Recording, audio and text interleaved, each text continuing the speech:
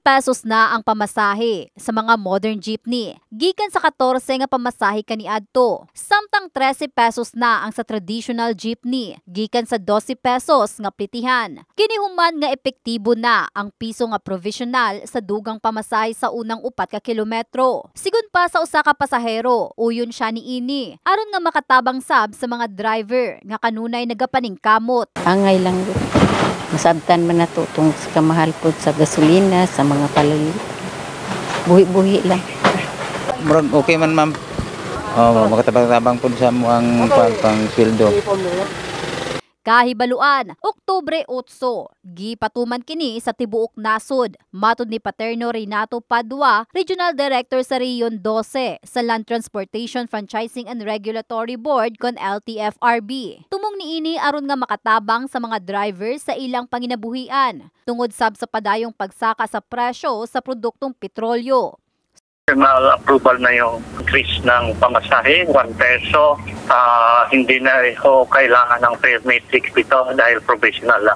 Ang in-increase lang is the minimum, yung fare increase lang for the first 4 kilometers. Pero yung succeeding kilometers nila is, will remain.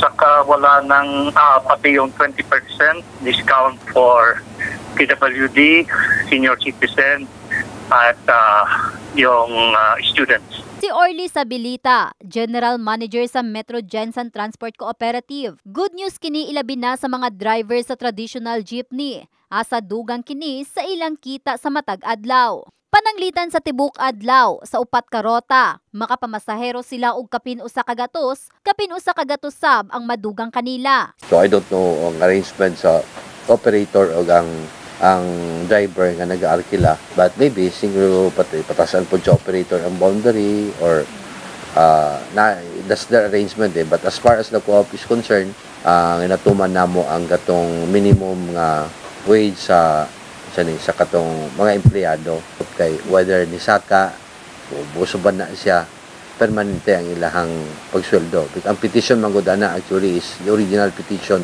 for fare increases 5 pesos. So, karon pa man daw next week hearing on sa board, madesisyon na next week kung pila yun. That's the time na pagawas gitong taripa na. In the heart of changing lives, kini si Russell Jean Mantile sa Brigada News Gensan, Brigada News.